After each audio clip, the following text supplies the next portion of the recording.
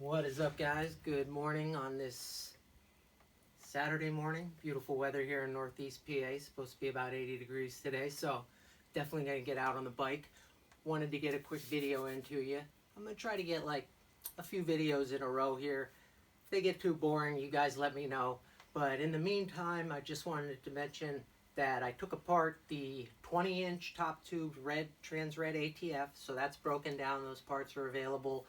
The kink crosscuts broken down also, so those parts are available, and that's a 27.5 frame for 275. The ATF is 295, and I also took apart the sleeper, so that's a 20.75. The geometry was a little high for the style of riding that I'm doing, so the sleeper is also available at, I think it's 375 right now. But a couple of things I wanted to go over before I get to the bike check. Still doing the raffle and the giveaway. Spend $75, get a ticket, and once we get to 100, going to be giving away a custom bike, something similar to what I review on here.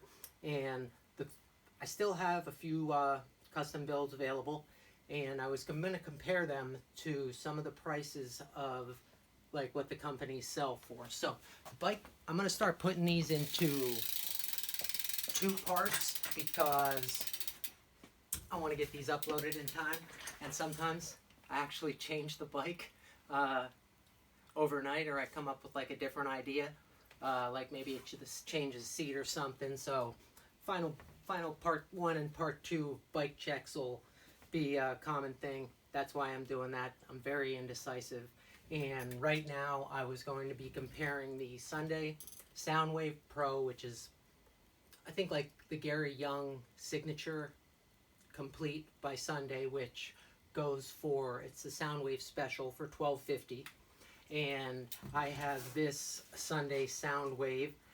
20.5-inch top tube built up with Odyssey Sunday parts, the animal seats on here.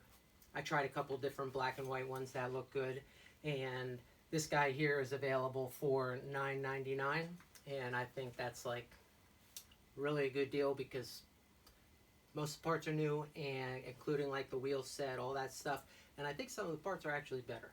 But I'm going to get into this one. I'm also going to get into the Colt Walsh build, but just for now, just want to go over this one real quick. It is a 20.5, and I have been riding, and I rode this around a little. Actually, I didn't. I've ridden these wheels, but obviously white tires to keep me from taking this out too much.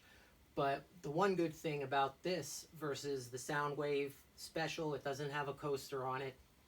Has a cassette. If you want a coaster, I'm sure it could have bought a coaster, but we're going to get into this. One of the trends, your boy Two Mics, sorry, your boy Two Mics got no mics today because I think they're at my mechanics, but I'm talking loud, and it's not going to be very long, and it's going to be a part two. So first one, going to go over the Sunday Soundwave, and then I built back up the BSD Sure Shot and the Colt Walsh, which both have brakes. This one does not, as Sunday has a different brake mounting kit, and I chose not to go with it with this one. This is just, I think it just looks really clean the way it is, and the parts that are on it that I haven't gone over right now are the improvements. I bumped up the wheel set to a Primo VSXL Plus wheel set, which comes with the balance front and rear hub. The rear one's a cassette, sounds really nice. Not too loud. You can make it louder if you want to, but has a really nice sound to it. We have 4 of the Odyssey GI pegs. I had to look these up because Odyssey doesn't make these anymore, and I don't think they made them in 4.5 inches very long like these. I was able to find 4 of them in pretty good shape, so I figured I'd throw them on and keep it with the Odyssey and Sunday trend. However, with a couple parts that I didn't have, such as the forks, I used different brands. We're running a 25mm offset Kink Vogue fork in the front. I've talked about these forks before. I like them. I still really like them. One of the cool aspects about these forks is they have a knurling inside the dropout that prevents the hub guard from rolling. If you have metal pegs, those aren't going to roll anyway, but that knurling is pretty cool. I like that idea, and that is right on the inside here. It also has some nice cutouts, tapered legs, and invest cast dropouts. The head tube is also a little bit taller. I believe it's about 4.75 on this one, maybe 5 inches. I'll have to double check. I think it's 5 inches. It's 5 inches. I'm going to say that straight out. Definitely has a taller top tube, which I like. I do have the forks cut down a little bit. We have the You Chose Wisely headset cap on here. A brand new Brock Rayford Odyssey stem, which is nice to add to the rise.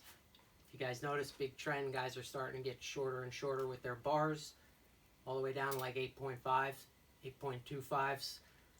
9 personally for me is probably the lowest I would ever go at 5'9", and I like a 20.8 frame. 21 is fine too for the riding I do. I'm not doing anything crazy. Still with the wrist, I have some wrist issues. This one is really comfortable to ride. I do like it because I prefer it over the crosscut.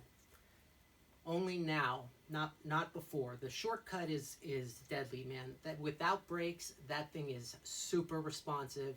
If you want to try any crazy trick in the world, the spinning tricks, flip tricks, the shortcut will help you get there. Also help you land on your head too if you're a little too strong when you're pulling up on that bike, because that back end is short and it also has a very short standover. The crosscut, on the other hand, has the taller standover. Even though it's only 0.1 millimeters longer in the back, that 9.25 standover on the crosscut adds a lot of stability. And this one here, I believe this head tube along with the 9-inch standover adds to the stability, especially not to mention the super thick chainstay, seat stays, and 13-inch, I think 0.2 back end.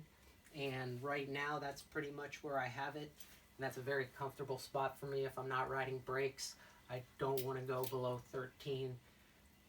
I just don't, because people wonder why, you know, people started using longer back ends, going shorter with their bars, because it's a lot more stable. Like a car, the wider and the lower it is, the more stable it's going to be in bad weather.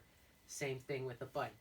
Fatter your tires are, more, I don't want to say the more grip, but if you have like maybe a little less pressure in them, they're going to mold to the ground a little bit better than if they were pumped up all the way to say 110. I don't think I've ever pumped anything to 110 PSI before. That just sounds crazy to me. Seat posts, basic black pivotal seat posts, aluminum. They have aluminum and steel pivotal seat posts. You'll see a pivotal seat post. It'll be $19.99. Then you'll see another one, $35.99. Why is this one $19.99? Why is this one $35.99? They look exactly the same. The one that's cheaper actually is longer. Well, that one that's cheaper might be made out of steel, and it might weigh 3 to 4 times as much as the aluminum one. So that's okay if you're trying to balance out a super light front end. But aside from that, it's a lot of extra weight that you don't need on your bike, especially something as beefy as a Soundwave. This one came in, changed the pegs, so these are one of the heavier pegs, I'm not going to lie. It was dead on 26 with the ISM pegs, and with these pegs I have a feeling it jumped up a little bit, but things loaded.